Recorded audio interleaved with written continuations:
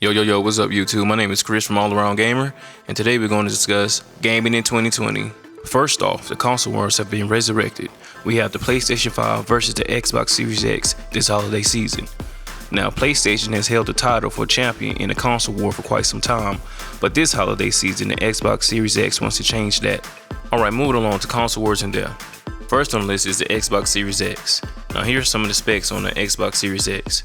It boasts no load times, 4K to 8K resolution with 120 FPS, more power than the PlayStation 5, will offer backwards compatibility. The xCloud feature will be available at launch, and it has no VR, as in virtual reality, which to me is a slight minus on the Xbox Series X. With all the power that it has, you would assume that they would implement VR, but as Phil Spencer, one of the main guys over the development of the Xbox Series X, says no one is really looking for or expecting VR this year like that, but I beg to differ, which moves me into my opinions about the Xbox Series X. A lot of the specs for the Xbox Series X seem far-fetched.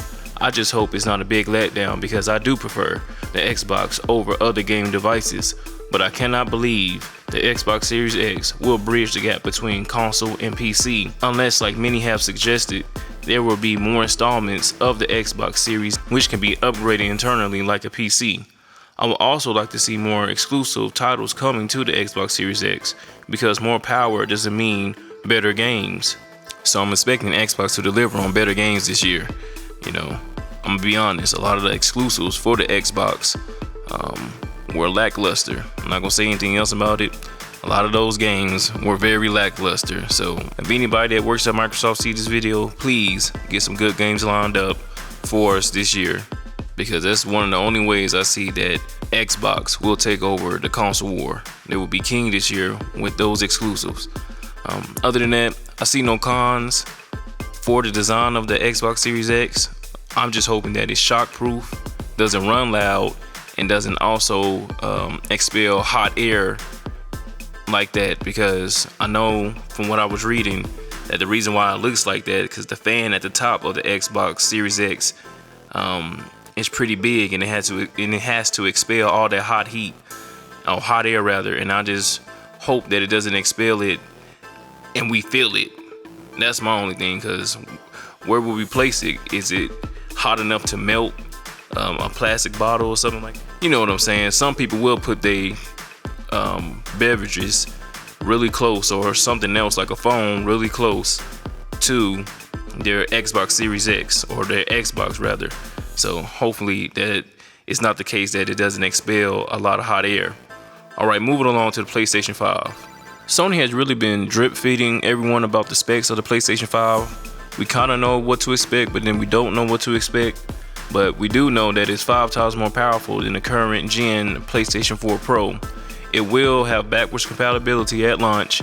It does have VR.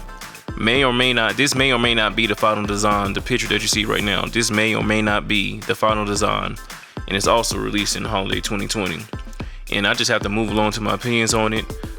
If the PlayStation 5 is less powerful than the Xbox Series X, I believe their exclusive and exclusivity with developers will still outshine the Xbox Series X, because we have seen this before in the past. Honestly, what my take is on the PlayStation 5 being less powerful than the Xbox Series X is that power is for the developer side of things. As a gamer, we want games that we will enjoy, and Sony has been able to deliver on those promises of good games, and so has the PC, but Xbox has not really been able to execute. I mean, you have Halo and you have Gears of War. Those games are cool, but I've kind of moved away from first-person shooters into MMO games because it's much more satisfying, has a high replayability, and that's what I enjoy and like now. And speaking on the type of games that I like and enjoy, one of the games that I'm most excited about this year is Cyberpunk 2077. It's releasing this April. The devs are CD Projekt Red. This game will allow us to have character customizations and a class system that can be a mixture of all three. So you won't have to only stick with one class, special class, throughout the whole entire storyline. You can have a mixture of all three. Also, the main story is short, which I'm okay with that, but the side missions will be able to fill any voids of feeling that the main storyline was too short. So I'm okay with that. Alright, moving on to my opinions about Cyberpunk 2077. I'm really looking forward to playing this game. There are not many concerns for me about this game because I believe CD Projekt Red, who is also the developer for the Witcher series, will be able to deliver. Another game that I'm looking forward to releasing this year is Black Ops 5. Even though I said that I moved away from FPS, I still enjoy first-person shooters. And Treyarch is releasing their offering of Call of Duty this year, and they are my favorite developers. Now, the setting is supposedly in the Cold War or similar to Black Ops 1. Black Ops 5 may or may not be the official title. Originally, the devs of this game was Sledgehammer, but due to Sledgehammer being reconstructed, Treyarch was enlisted to take over Sledgehammer's game they had in development. So I don't know how I feel about that. I've played Sledgehammer games before, and I really didn't like their games. I didn't like Advanced Warfare, and I didn't really like WW2 because it just felt too old. WW2 felt too old for me, and it just didn't work for me. Not only that, the perk system, even though they said they did a reconstruction from the ground up for WW2, I never went back to play it like that. I kind of got to like Prestige 7 or 8, and then I just stopped playing, went back to Black Ops 3. But moving along, it is confirmed that there will be no jump packs by David Vonderhaar himself. And that's a good thing because jump packs have left a smear on Call of Duty's legacy. Anyways, as usual, we should see leaks around spring or summer about the new Call of Duty offered by Treyarch and a release around the fall. One of the downsides about this Call of Duty that's coming out this year, it will possibly be a PlayStation 5 exclusive, and it will include microtransactions and a battle pass, since that is the thing now for games. I will have another video detailing my concerns, so stay tuned. Alright, next on my list of games that I do enjoy are battle royales, and preferably Blackout is my go-to battle royale. Now, I've tried Fortnite, and Fortnite really isn't my thing, and I also tried the Fallout 76 battle royale, but it just, you can't move like that. You're kind of stiff in that game. And I also tried PUBG. Now, PUBG on console, I don't know, for me, I get too many hit markers. And also Apex Legends, I get way too many hit markers in Apex Legends. That's why I really don't even like playing that game at all. But anyway, it was announced that Modern Warfare would launch with a battle royale, but they did not.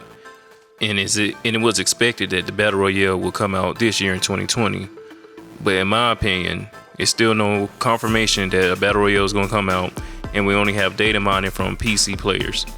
And on top of that, I feel like it's a little too late to release their battle royale because a new COD is coming out.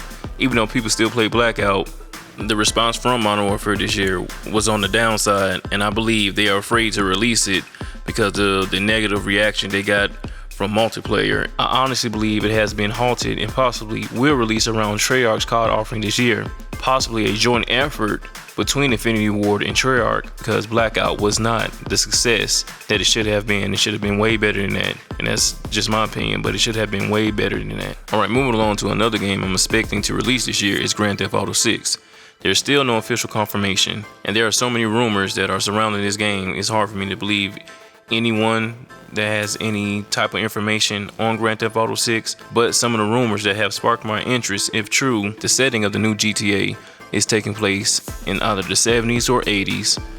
It's picking back up from GTA 3 or GTA 4, and possibly will feature a new in-game mechanic that will update the weather in real time. And this will also be the largest GTA map to date, and is supposedly only releasing on next gen, not current gen. But moving on to my opinions on the possible release of a GTA 6 is that I enjoyed the GTA series story mode, so I'm excited for that.